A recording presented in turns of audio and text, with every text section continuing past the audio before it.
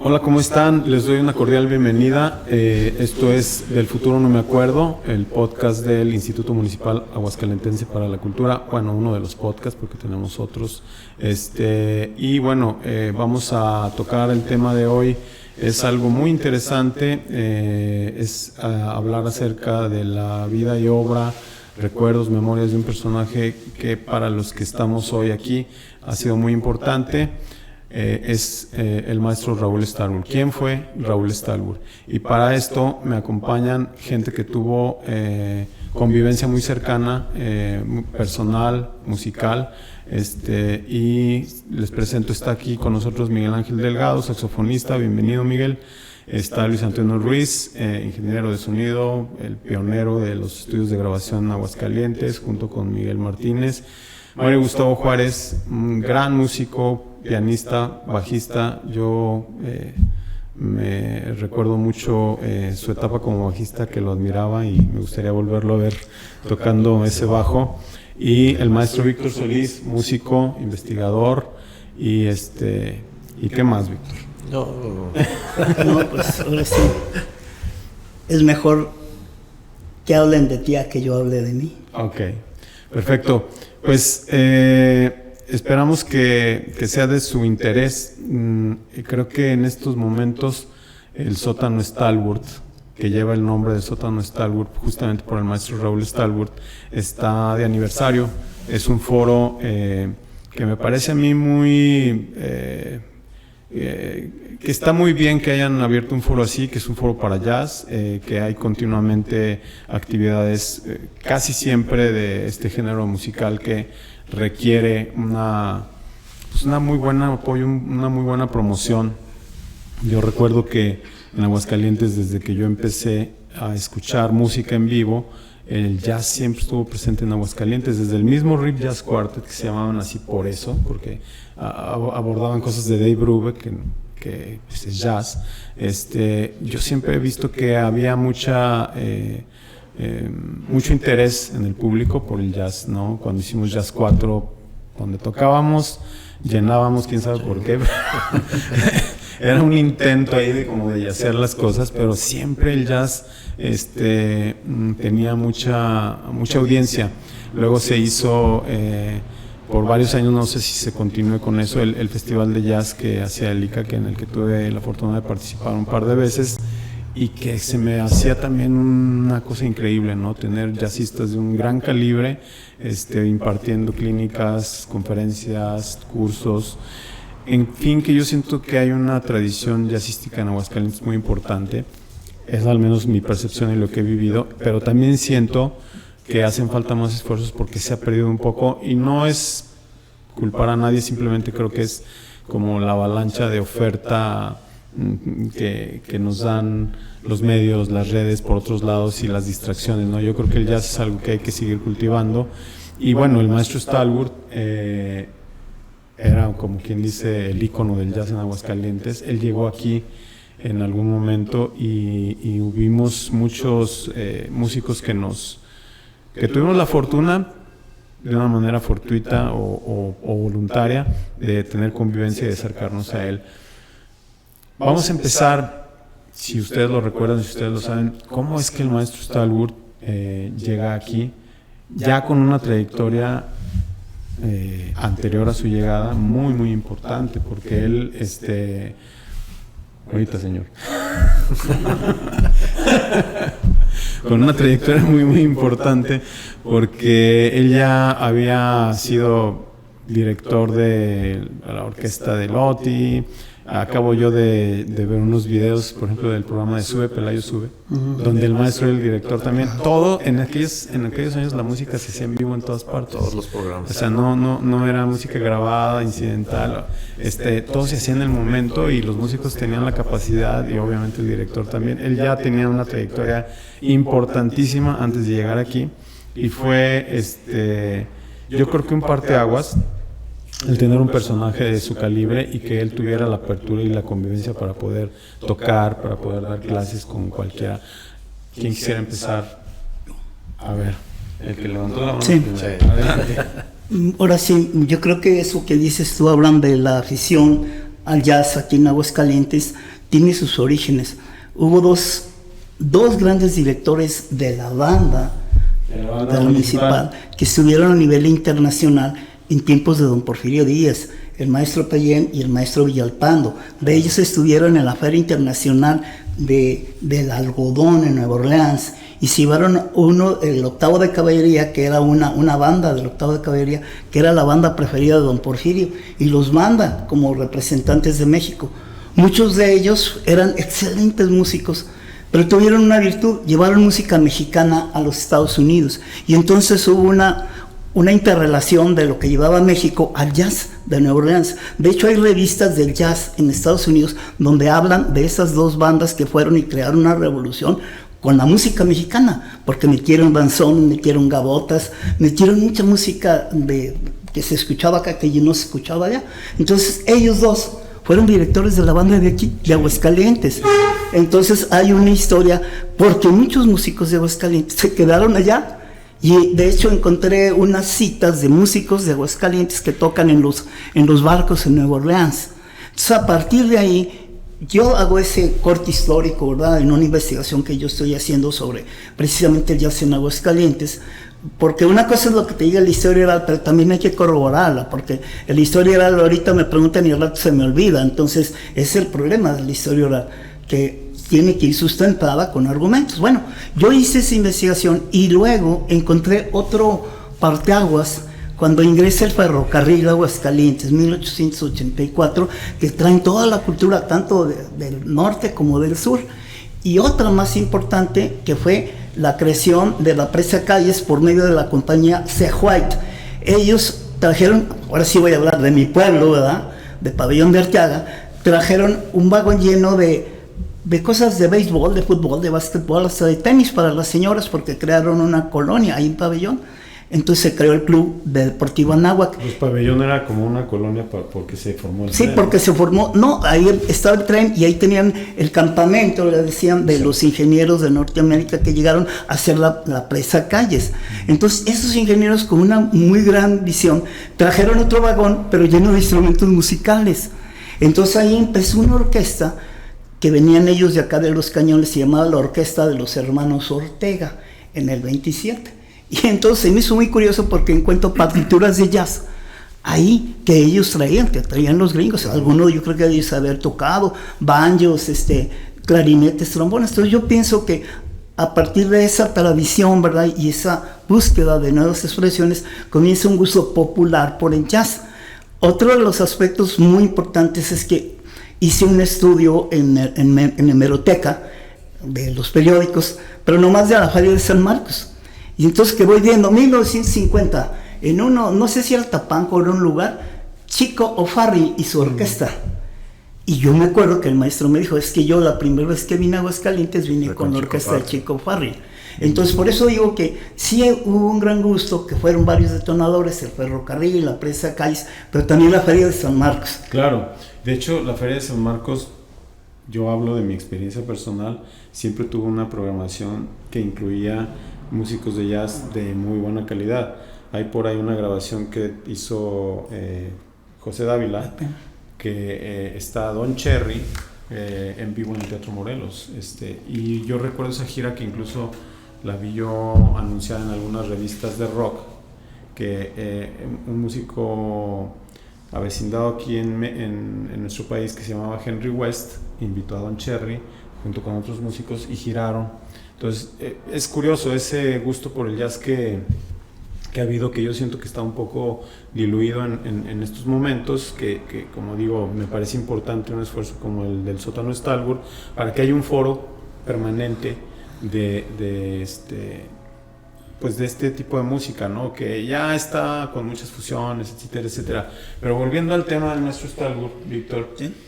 Víctor, Mario, Bombero, Miguel, ¿qué datos tienen ustedes de su llegada ya aquí a establecerse el maestro? Digo, hay muchas historias que él nos platicó, el problema que tuvo con Venus Rey en el sindicato, etcétera, etcétera.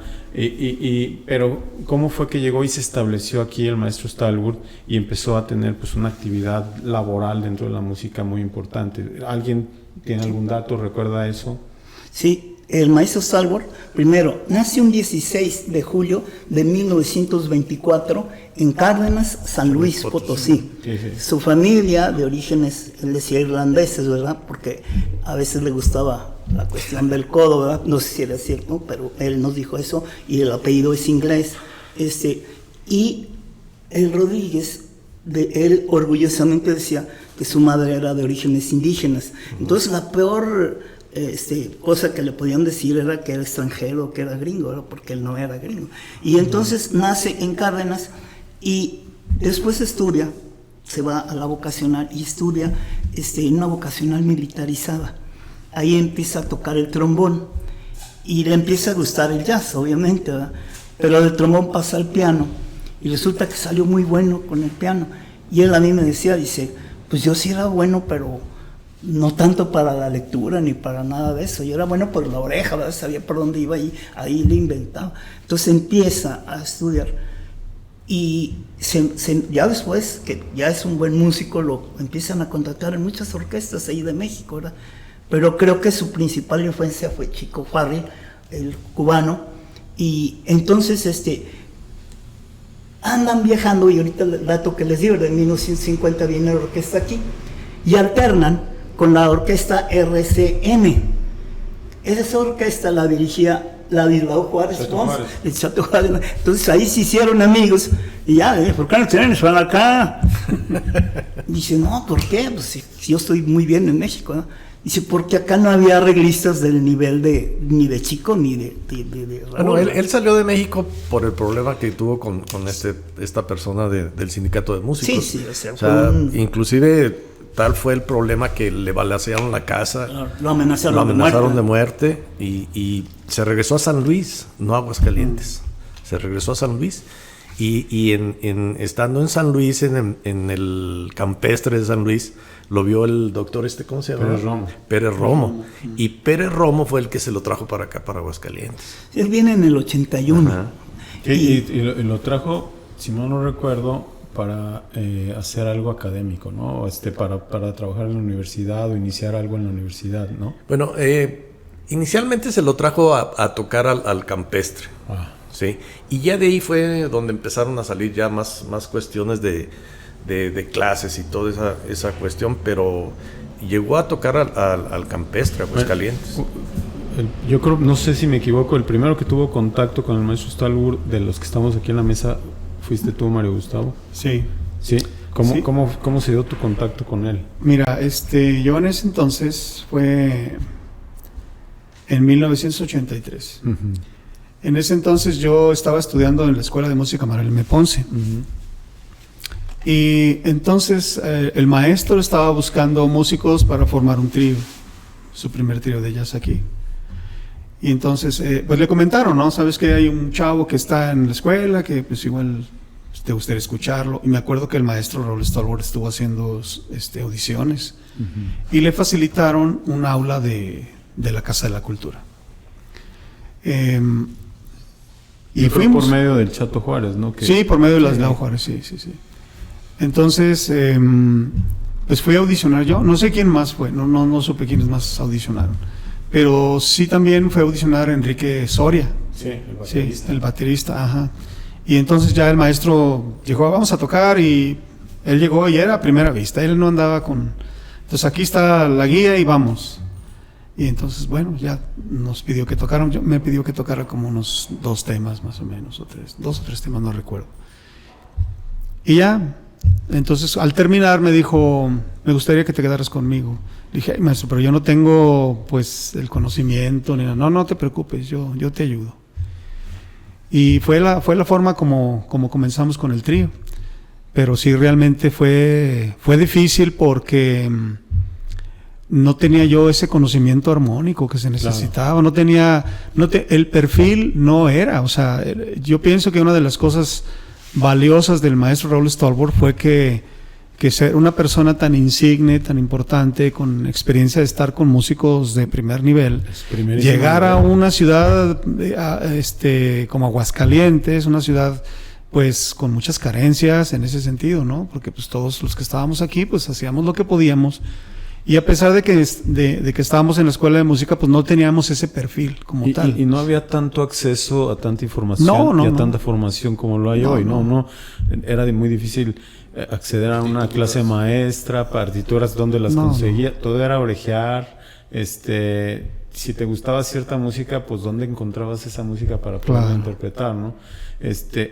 Digo, lo quiero mencionar y subrayar porque los que nos vean, las generaciones que nos vean o que vean alguna vez este video, pues tengan como ubicación de cómo eran las cosas en aquellos años. O sea, estamos hablando de 1983, tendrías tú 20 años, más o menos andábamos en... Tenía 19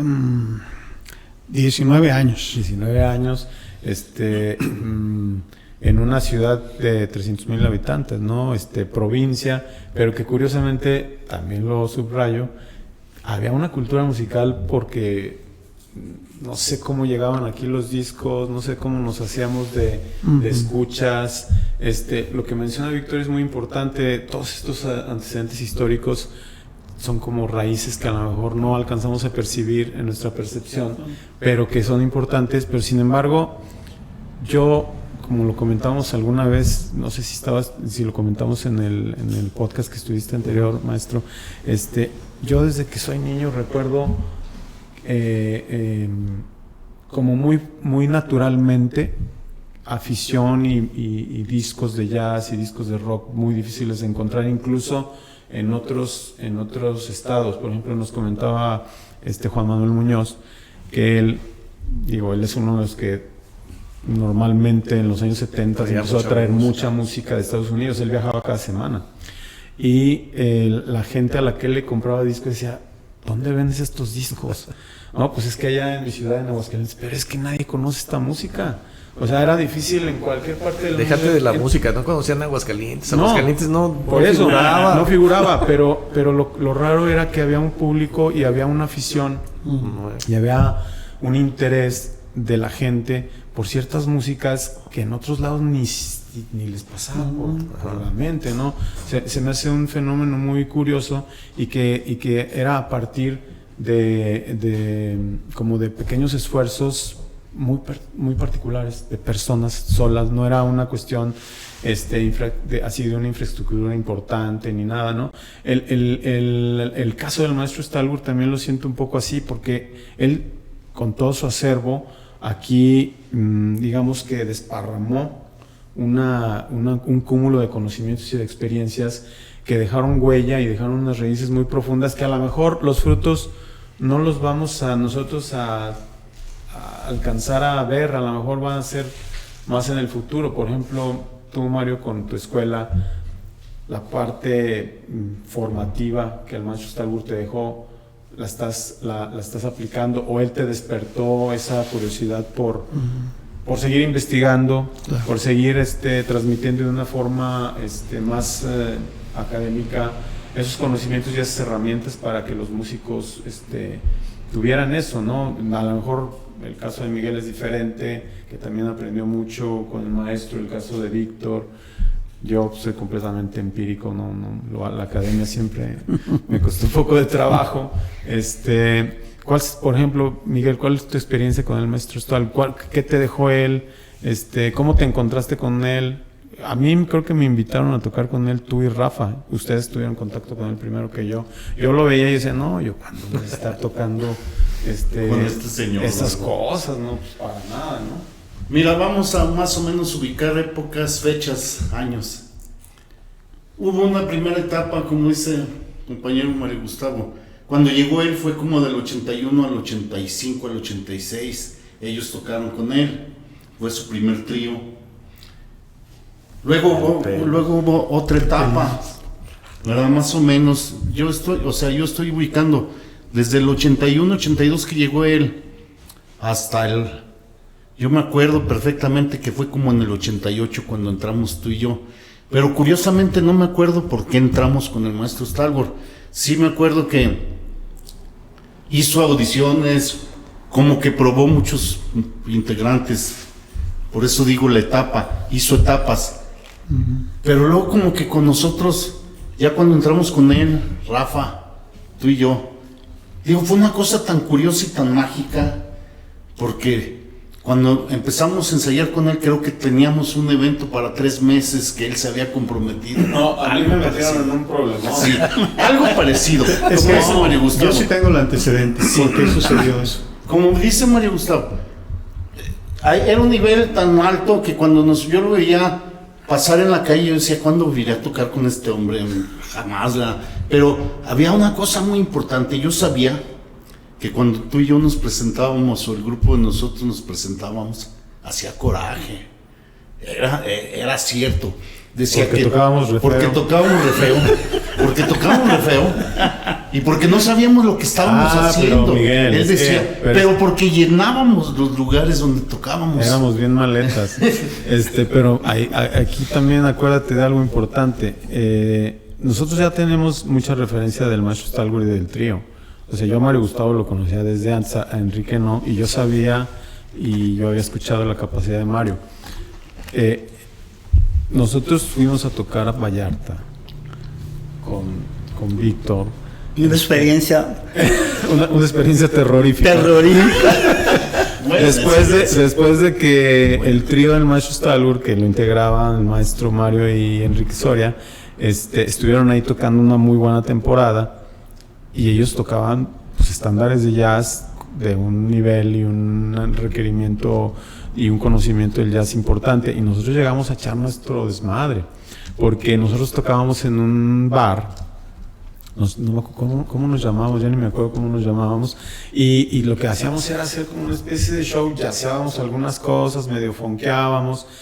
Estaba Hugo Díaz, Rafa de la Rosa, tú y yo, y nos llegó Leticia Frisch a ofrecer que nos fuéramos a suplir al maestro Stalwart.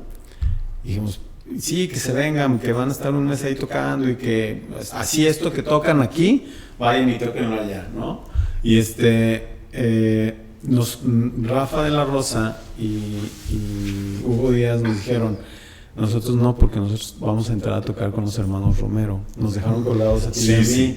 Y entonces invitamos a Víctor, invitamos a Raulito, el baterista de Excalibur, y también se unió Mariana, tu excuñada. Y entonces armamos ahí un show de 15 rolas. Ahí no me acuerdo ni qué tocábamos, pero era así como cosas funkeadas y medio bluseadas y vámonos. Y cuando llegamos a tocar allá, que el dueño del restaurante estaba acostumbrado a la fina música del maestro Stalwart, entonces resulta que llegamos nosotros con nuestro ruidazo, ¡pam, pas, pam! Y así en nuestra disque prueba de sonido, lo primero que llegan nos dice el capitán, dice el dueño que de este volumen que están tocando le bajan un 50%. Ah, bueno, bajamos un 50%, ya empezamos a tocar. Y llega otra vez y dice, bueno, de este 50% que le bajaron, bájenle otro 50%. Para que no se oigan. Y luego dice, y que por favor no cante ella. Sí, fue una experiencia tremenda, como dicen. Pero bueno, yo reanudando a las fechas, a las épocas, y sobre todo al carácter y todo lo que yo quiero externar en este momento, pues hubo muchos detalles muy mágicos, muy curiosos, ¿verdad? Entramos después de esa gira a Vallarta. Pero es que no me dejaste terminar con cuál fue mi entrada. Tú ya tocabas con el maestro y también Rafa. Y no me acuerdo si también todavía Mario Gustavo tocaba. No. Lo que pasa es que yo te fui a suplir. Me dijeron, el maestro necesita... Ah, no era Rafa, tú todavía no tocabas. El maestro necesita un bajista para un desayuno el domingo en la mañana. Porque Mario ya no toca con él. Y yo dije, pues si tienen los papeles, pues ahí con el cifrado, ahí me voy, a ver qué da. Y al llegar al desayuno, en que eran las trojes, resulta que no había papeles.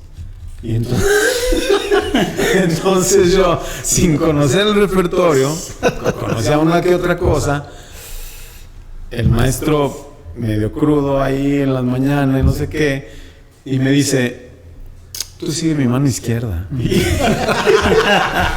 No, y tú, o sea, nomás volteaba y se me quedaba bien y sonreía y yo, híjole, yo no sé ni qué onda, ni por dónde estaba haciendo las cosas. O sea, fue tremenda esa experiencia para mí. Y ya después empezamos a ensayar con él, pero ya con los papeles. Pues es que tú no alcanzaste a regresarle los papeles al maestro. Y entonces me viene esa... Imagínate. A meter en esa o sea, bronca, sin ¿no? papel, sin cifrado, sin nada, y sin conocer el repertorio, sigue tu mano izquierda y pues Pero nunca. Pero también hay que recordar muchas cosas. Mira, el maestro era muy difícil, muy curioso de tratos, muy feo de modos a veces, pero era feo con la gente que lo merecía, con la gente que queríamos aprender y con la gente que nos poníamos al tiro con él.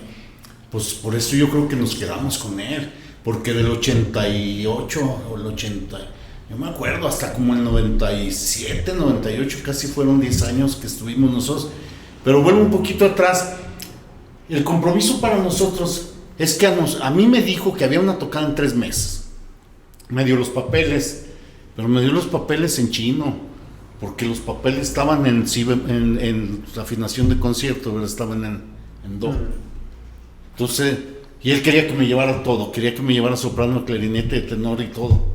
Y había que transportar todos, pero ellos no conocían de eso. Él a su nivel, pues a todo el mundo le pasaban papeles de piano y todo el mundo los leía.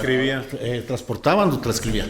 Total, era un problema. Y luego el segundo problema es que en esos famosos 3 ensayos de 3 meses de ensayo, nos mandaron a ensayar porque las carencias eran bárbaras. Al único lugar donde había un piano, y el único lugar donde había un piano era en la casa de Rafa de la Rosa. Y resulta que una pequeña, gran familia muy social, ¿verdad? Cuando llegábamos a ensayo, parecía que era una fiesta, parecía que era un concierto. Entonces no podíamos ni siquiera equivocarnos a gusto. O sea, el problemón en que estábamos metidos, ¿verdad? Todo el público. Todo el público, y toda la fiestota y todo, y toquen bien, el Mike toca, aliviánate Mike, toca bien y todo. Una completa. Entonces, pues era como si te aventaran al ruedo en ese momento, ¿verdad? O sea, y luego la familia de la Rosa, todos eran casi musicólogos. Todos eran muy buenos oyentes, les encantaba. Son todos, desde el papá hasta el más chico de los hijos. La mamá canta, la mamá cantaba. Era una bronca estar en ese ensayo, porque era una presión psicológica de veras de sudar, del frío, de tocar los papeles. El Mike siempre. El Mike baterista, excelente baterista y excelente vacilador, y tocayazo. Y pues era un ambiente casi como el de un gran antro de México, ¿verdad? Tocar con esas personas. Total, pasamos ese trago amargo, ¿verdad? Y no sé, nos quedamos con él porque pues éramos estudiosos, íbamos empeñosos, sobre todo yo creo que éramos humildes, porque él era muy difícil con la gente que se creía mucho. Yo vi que destruir gente que tocaba con él, que eran buenos músicos y que los hacía pedazos. Súbanle medio tono, bájenle un tono. Transportamos. Para hacerlos quedar mal, y sobre todo por presumidos, ¿verdad? Entonces uno agarró la pichada desde el principio y pues afortunadamente nos quedamos con él. Yo creo que fuimos nosotros 3, 4, Rafa, o los que nos quedamos más tiempo con él. Yo estuve muy poco, yo estuve 3 años nada más. Es que decía que por tu rock and roll, ¿verdad? Decía que por tu Es que yo tengo una anécdota. Una vez le dije a Abraham, oye, yo me voy porque tengo tocada una muy importante que iban a México, ¿no? A ECO, una cosa de esas. Dije, pero necesito que me apoyen. Dije, no, yo no voy, menos como es el maestro. Yo ya lo había conocido. Lo conocí en unas cenas que organizaba la familia Terán. Entonces, pues igual que él, lo que le pasó a él, a mí me pasó. Dice, no, nomás si es por el cifrado que viene arriba. Dije, bueno, el cifrado sí lo leo, pero ya los específicos ya batallaba, porque te cambiaba de una canción a otra, ¿no? No, el primer día cuando lo suplía a Abraham, porque decía, y el maestro enojado. Dije, oye, maestro, pues, me dijo Abraham, sí, se fue al rock and roll. Odiaba el rock and roll porque se iban los músicos. Pero es que para él el rock and roll no era el rock que tocaba Abraham. Para él el rock and roll era el rock and roll de las películas de los 60, 70 de México, que era realmente rock and roll. No, pero él tocó, fíjate, eso es lo interesante, en una película El Señor Doctor, y sale como guitarrista tocando rock and roll. En la película de Cantinflas. Pero mira, a lo que voy, la anécdota con Abraham fue que, pues ahí voy. No, el primer día yo dije, jamás vuelvo. Yo no sabía salir porque pues, Dios es grande y pura oreja, o sea, en realidad seguía por oído todo.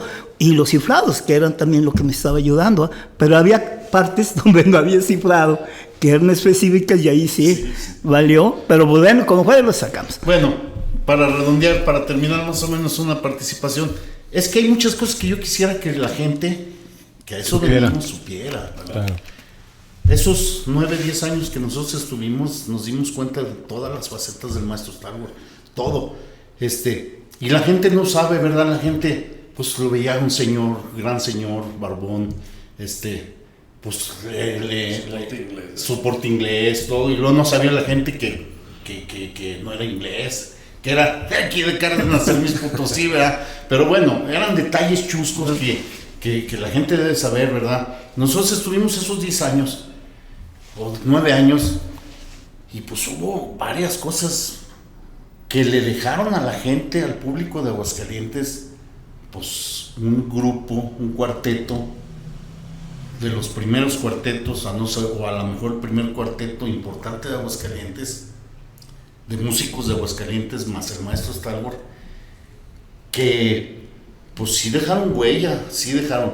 Me acuerdo perfectamente bien que nuestro primer trabajo importante fue en el Villa Andrea, ¿verdad? Claro. Y fuimos músicos del ingeniero Barberena, de que íbamos a todas sus comidas, todas sus fiestas, todo. Pues ¿cuál otro grupo? Éramos los músicos de ellos, pues porque éramos el único grupo, ¿verdad? Pero muy orgullosos de serlo. Íbamos a todos los eventos de los Barberena. Y luego fuimos a todos los eventos de Otto. Te digo, fueron 10 años, ¿verdad? Pero sí, incluso las instituciones fueron injustas con él. Y a lo mejor porque también él, sin hablar mal de él, pero se lo ganó un poquito. De hecho, ahora existe un verbo que decimos, que se lo decimos muy seguido aquí a nuestro compañero. Es un verbo ya. Te estalguoreas. Te estalguoreas. Quiere decir que te pones en un papel de divo que en cualquier circunstancia. No, y de vivo y en contra de las instituciones. pero- Y fueron injustas con él. Todas las instituciones en su momento han sido injustas con ciertos músicos, ¿verdad?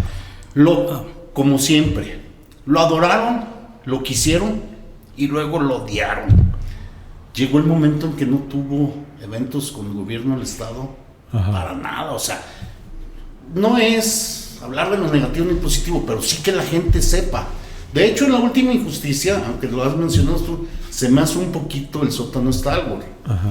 Por esto, porque el día de la inauguración no fueron capaces ni de invitar a su familia, ni de invitar a nada, ni al tenedor, que aquí está presente, quiera o no lo quiera la gente, de los derechos del maestro. El maestro le dejó a Víctor los arreglos, le dejó a Víctor la carrera del Stallworth Alumni, por eso nos llamamos Stallworth Alumni. Uh-huh. En ese tiempo, por eso digo, hubo tantas cosas tan mágicas. Yo trabajaba allá en el Instituto Cultural y había gente que se animaba a decir que tocaron con el maestro.